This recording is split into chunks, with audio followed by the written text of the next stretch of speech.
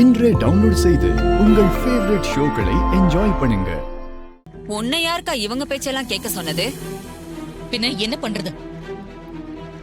பேசாம அந்த கம்பெனியை வித்துருவோம். என்னடி சொல்ற? ஆமாங்கா, இந்த கம்பெனியை வித்தா தானே இவங்கெல்லாம் அடங்குவாங்க. இல்லன்னா பிரச்சனை பண்ணிக்கிட்டே தான் இருப்பாங்க. அது நமக்கு தலைவலியா தான் இருக்கும். யோசிக்காதக்கா, இப்ப கம்பெனியை விட அந்த டிரைவர் பையல ஜெயிக்கிறது தான் முக்கியம். இந்த மாதிரி எத்தனை கம்பெனி வேணாலும் நீ வாங்கிக்கலாம். நம்ம கிட்ட இல்லாத பணமா? அந்த டிரைவரோட வேற இருக்கிற வரைக்கும் நம்ம ஓயவே கூடாது. நீ கடைசியில இந்த லேபர்ஸ் கிட்ட பேசி பாரு, ஒத்துக்கிறாங்களான்னு பாரு. இல்லனா இந்த கம்பெனியை ஏலத்துல வித்தரலாம். நீ சொல்றதும் சரிதான். அவனை ஒழிச்சு கட்டணும், அதுதான் முக்கியம். வா.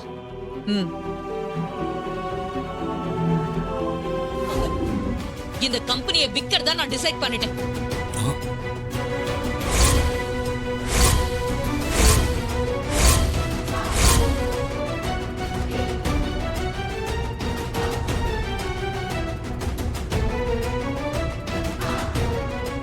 சந்திரா, அக்கா, அதுக்கான ஏற்பாடெல்லாம் பண்ணு.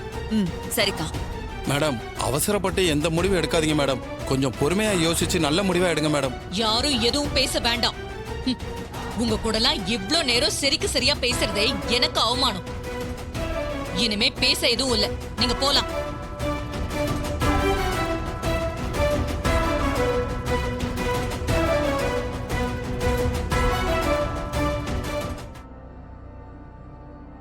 நீயும் கிளம்பு, நான் உனக்கு போன் பண்ணேன். சரிங்க மேடம். ஈஸ்வரி, என்ன திடீர்னு செங்கல் சூளையை விற்கிறதா சொல்லிட்ட? லேபர் பிரச்சனைக்காக கம்பெனியை சேல் பண்ணுவியா? அவசரப்படாம கொஞ்சம் பொறுமையா முடிவிடு. என் புருஷன் மேல இருக்கிற கோவத்துல தப்பான முடிவு எடுக்காதீங்கம்மா. நிறைய பேர் பாதிக்கப்படுவாங்க. திடீர்னு அவங்களுக்கு வேலை இல்லைன்னா அவங்க ரொம்ப கஷ்டப்படுவாங்கம்மா. அத பத்தி எல்லாம் யோசிக்காம எடுத்தம் கவுத்தோன்னு ஏமா இப்படி பண்றீங்க? அம்மா, இந்த கம்பெனி நமக்கு ரொம்ப ராசியான கம்பெனின்னு சொல்லுவீங்களேம்மா. முதல் கஷ்டப்பட்டு வாங்கின கம்பெனின்னு சொல்லுவீங்க. அதுக்கப்புறம் தான் நம்ம பல சொத்தை வாங்கினதா நீங்க சொல்லுவீங்கம்மா. அப்பேற்பட்ட ராசியான கம்பெனிய ஏம்மா இப்படி ஒரு சின்ன பிரச்சனைக்காக விற்கணும்னு சொல்றீங்க? வேண்டாமேம்மா, விற்க வேண்டாம். செங்கல் சூளையில வேலை செய்யற தொழிலாளிங்கெல்லாம் என் பேர கார்த்தி தான் வரணும்னு சொன்னா அதுக்காக சாமுண்டீஸ்வரி செங்கல் சூளையவே விற்பாளா? அவளுக்கு என்ன கிறுக்கு பிடிச்சிருக்கா? ஏன் இப்படி எல்லாம் பண்ணிட்டு இருக்கா அவ? அம்மா, அந்த செங்கல் சூளைய ராசியான சொத்துன்னு சொல்லுவாங்க. அதை எப்படி விற்க சம்மதிச்சாங்க? எல்லாம் அந்த சந்திரா பண்ற வேலை தான்மா. சகல, நீ இல்லாதனால சின்னத்தையோட ஆட்டம் ரொம்ப ஜாஸ்தி ஆகி போச்சுப்பா. டார்ச்சர் பண்ணுதுப்பா. இதுல கொடுமைன்னு தெரியுமா? அவங்க என்ன சொல்றாங்களோ அதை அப்படியே பெரியத்த கேக்குறாங்க. நீங்க வந்ததுக்கு அப்புறம் அங்க எல்லாமே தலைகீழா மாறி போச்சுப்பா. இதெல்லாம் எங்க போய் முடியும்னே எங்களுக்கு தெரியல. ஆமா மாப்பிள்ள, அந்த சந்திரா ஈஸ்வரி கிட்ட ஏதேதோ பேசி உங்களுக்கும் அந்த செங்கல் சூளைக்கும் சம்பந்தம் இல்லாத மாதிரி பண்ணி அதை எப்படியாவது விற்க ஏற்பாடு பண்ணணுங்கிறதுக்காக அவசரமா அதை ஏலத்துல விற்க முடிவு பண்ணிட்டாங்க. நாங்களும் எவ்வளவோ எடுத்து சொல்லி பார்த்துட்டோம். ஆனா அவ கேட்கிற மனநிலைமையில இல்ல. ஏப்பா, செங்கல் சூளைய வித்தே ஆகணும்ன்றதுல ஒரே குறிக்கோளா இருக்காங்கப்பா. உங்க மேல இருக்கிற கோபத்துலதான் ஈஸ்வரி இப்படி எல்லாம் பண்றா மாப்பிள்ள. எப்படியோ அந்த செங்கல் சூளை நம்ம கையை விட்டு போகாம இருக்கணும் மாப்பிள்ள. அதுக்கு நீங்க தான் ஏதாவது பண்ணணும். சகல, செங்கல் சூளைய வித்துட்டா அங்க இருக்கிற தொழிலாளிங்க எல்லாம் ரொம்ப பாதிக்கப்படுவாங்கப்பா. அவங்க வாழ்வாதாரம், வேலை எல்லாமே போயிடும்பா. புதுசா வர நிர்வாகமும் அவங்கள வேலைக்கு வச்சுப்பாங்களா, எப்படி பாத்துப்பாங்கன்னு நமக்கு தெரியாதுப்பா. ஏதாவது பண்ணுப்பா. இங்க சந்திரா மேடம் வந்து பிரச்சனை பண்ணிட்டு இருக்காங்க. என்ன பிரச்சனை பண்றாங்க? இங்க இருக்கிற தொழிலாளிகளை மிரட்டுறாங்க. வேலையை விட்டு தூக்கிட்டு மிரட்டுறாங்க. தொழிலாளிகள் எல்லாம் குதிச்சு போயிருக்காங்க. நீங்க வந்து அவங்களை சமாதானப்படுத்தினாதான் அமைதியா அவங்க போல இருக்கு. கொஞ்சம் சீக்கிரம் வாங்க சார். சரிங்க, நான் உடனே வரேன். சீக்கிரம் வாங்க சார், இல்லைன்னா நிலைமை மோசமாயிடும். வரேங்க.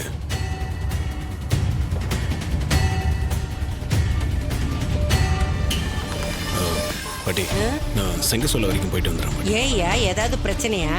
இல்ல, அதுல ஒரு பிரச்சனை இல்லை. நான் வந்து சொல்றேன். ஜாக்கிரதையா.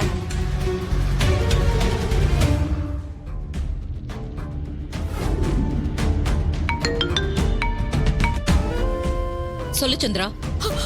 அக்கா அக்கா அக்கா என்ன காப்பாத்துக்கா. அக்கா அக்கா என்ன காப்பாத்துக்கா. சந்திரா, என்னாச்சு? ஏன் உன் குரல் ஒரு மாதிரியா இருக்கு? ஏதாவது பிரச்சனையா?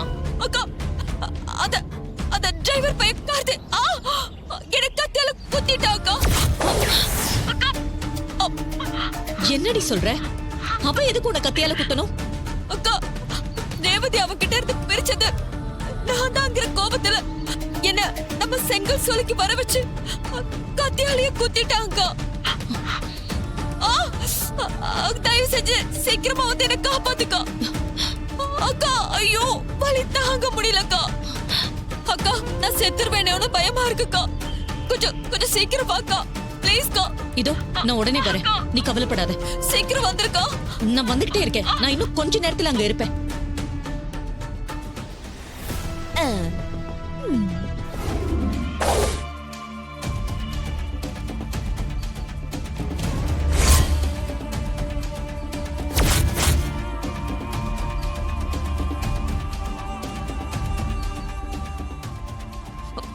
ஏங்க ஏங்க என்ன பண்றீங்க?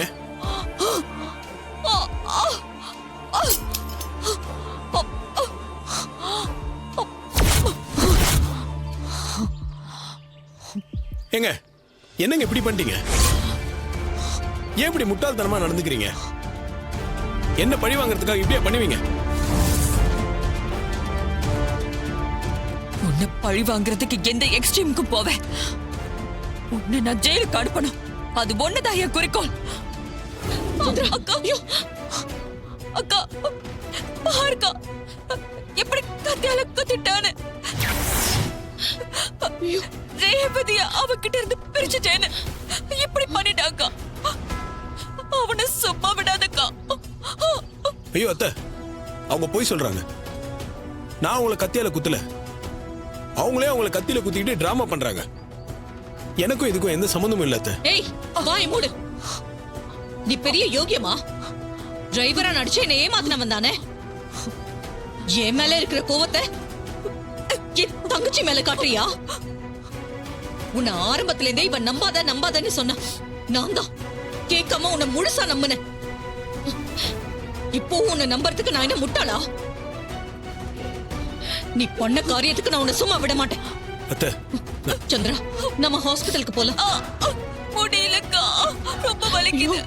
சந்திரா கொஞ்சம் பொறுத்துக்கோ. வா மெதுவா. உனக்கு ஒண்ணும் ஆகாது சந்திரா.